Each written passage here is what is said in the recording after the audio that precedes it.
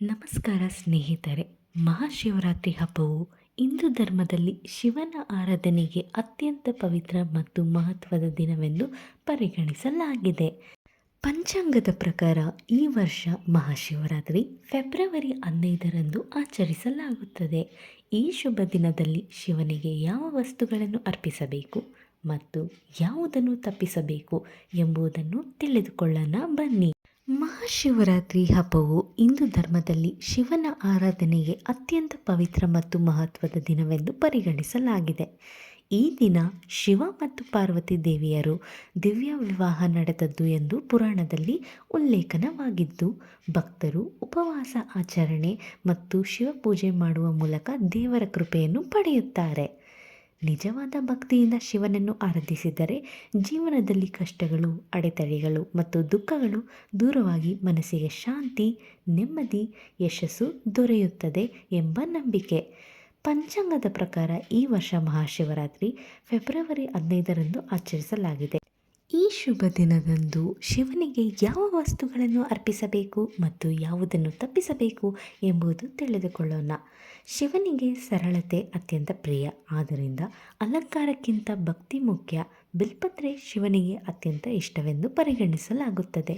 3 ಎಲೆಗಳು ಒಂದೇ ಕಾಂಡದಲ್ಲಿ ಇರುವ ಬಿಲ್ಪತ್ರೆ ಶುದ್ಧವಾಗಿ ಅರ್ಪಿಸಿದರೆ ವಿಶೇಷ ಫಲ ಸಿಗುತ್ತದೆ. ಶಿವಲಿಂಗಕ್ಕೆ ಹಸಿ ಹಾಲು, ಗಂಗಾಜಲ ಮತ್ತು ಜಲಾಭಿಷೇಕ ಮಾಡುವುದು ಶ್ರೇಷ್ಠ. ಬಿಳಿ ಶ್ರೀಗಂಧದ ತಿಲಕ ಹಚ್ಚುವುದು ಮನಸ್ಸಿಗೆ ಶಾಂತಿ ನೀಡುತ್ತದೆ. ಪೂಜೆಯಲ್ಲಿ ಅಕ್ಷತೆ ಬಳಸುವುದು ಶುಭಕರ, ಆದರೆ ಕೆಲವು ವಸ್ತುಗಳು ಶಿವಪೂಜೆಯಲ್ಲಿ ತಪ್ಪಿಸುವುದು ಉತ್ತಮ.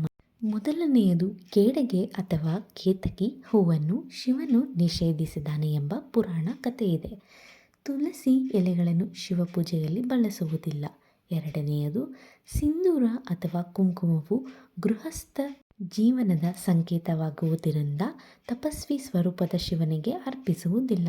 ನಾಲ್ಕನೆಯದು, ಶಂಖದಿಂದ ನೀರು ಅರ್ಪಿಸುವುದು ಶ್ರೇಯಸ್ಕರ ಅಲ್ಲ ಎಂಬ ನಂಬಿಕೆ ಇದೆ. ಪೂಜೆ ಮಾಡುವಾಗ ಮುರಿದ ಶಿವಲಿಂಗವನ್ನು ಆರಾಧಿಸಬಾರದು.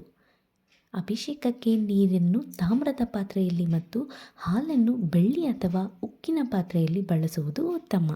ಶಿವಲಿಂಗದ ಸಂಪೂರ್ಣ ಪ್ರದಕ್ಷಿಣೆ ಮಾಡದೆ ಅರ್ಧ ಪ್ರದಕ್ಷಿಣೆ ಮಾಡುವುದು ಸಂಪ್ರದಾಯವೂ ಅಲ್ಲ.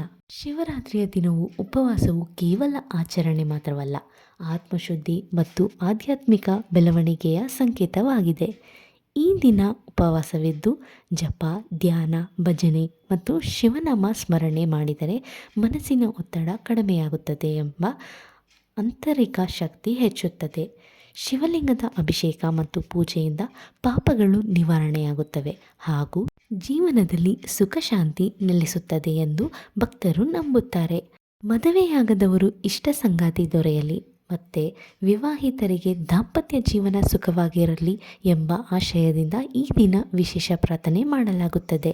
ಹೀಗೆ ಮಹಾಶಿವರಾತ್ರಿಯ ದಿನವು ಭಕ್ತ ಶ್ರದ್ಧೆ ಮತ್ತು ಶುದ್ಧ ಮನಸ್ಸಿನಿಂದ ಆಚರಿಸಿದರೆ ಶಿವನ ಕೃಪೆ ಸದಾ ನಮ್ಮೊಂದಿಗೆ ಇರುತ್ತದೆ. ಶಿವನ ಆಶೀರ್ವಾದದಿಂದ ಜೀವನದಲ್ಲಿ ಬೆಳಕು, ಆರೋಗ್ಯ ಮತ್ತು ಯಶಸ್ಸು ತುಂಬಿ ಹರಿಯಲಿ ಎಂಬುದು ಪ್ರತಿಯೊಬ್ಬರ ಭಕ್ತನ ಪ್ರಾರ್ಥನೆ. ಓಂ ನಮಃ ಶಿವಾಯ ಎಂಬ ಸ್ಮರಣೆ ಈ ದಿನವು ಮಹತ್ವವನ್ನು ಮತ್ತಷ್ಟು ಹೆಚ್ಚಿಸುತ್ತದೆ. ಫಾಲ್ಗುಣ ಮಾಸದ ಕೃಷ್ಣ ಪಕ್ಷದ ಚತುರ್ಥಿ ತಿಥಿಯು ಫೆಬ್ರವರಿ 15ರ ಸಂಜೆ 5:50ಕ್ಕೆ ಪ್ರಾರಂಭವಾಗಿ ಫೆಬ್ರವರಿ 16ರ ಸಂಜೆ 5:34ಕ್ಕೆ ಮುಕ್ತಾಯವಾಗುತ್ತದೆ. ಶಿವರಾತ್ರಿಯ ಜಾಗರಣೆ ಮತ್ತು ಮುಖ್ಯ ಪೂಜೆಯನ್ನು ಫೆಬ್ರವರಿ 15ರ ರಾತ್ರಿ ಮಾಡಲಾಗುತ್ತದೆ. ಪೂಜೆಯ ಮುಹೂರ್ತ ಫೆಬ್ರವರಿ 15ರ ರಾತ್ರಿ 11:55ರಿಂದ ಫೆಬ್ರವರಿ 16 ಮುಂಜಾನೆ 12:50ರವರೆಗೆ. ಮತ್ತು ಉಪವಾಸ ಪಾರಾಯಣೆ ಫೆಬ್ರವರಿ 16, 2026 ಬೆಳಗ್ಗೆ 6:40ರಿಂದ ಮಧ್ಯಾಹ್ನ 3:10ರ ನಡುವೆ. ಪಾರಾಯಣೆ ಫೆಬ್ರವರಿ 16ರ ಸೂರ್ಯೋದಯದ ನಂತರ ಉಪವಾಸ ಮುಕ್ತಾಯಗೊಳಿಸಬಹುದು. ಗಮನದಲ್ಲಿ ಇಟ್ಟುಕೊಳ್ಳಿ, ಕೆಲವು ಪಂಚಾಂಗಗಳ ಪ್ರಕಾರ ಸೂರ್ಯಾಸ್ತದ ಸಮಯದಲ್ಲಿ ಚತುರ್ದಶಿ ಇರುವುದರಿಂದ 15ರ ರಾತ್ರಿ ಜಾಗರಣೆ ಮಾಡುವುದು ಶಾಸ್ತ್ರೀಯವಾಗಿದೆ.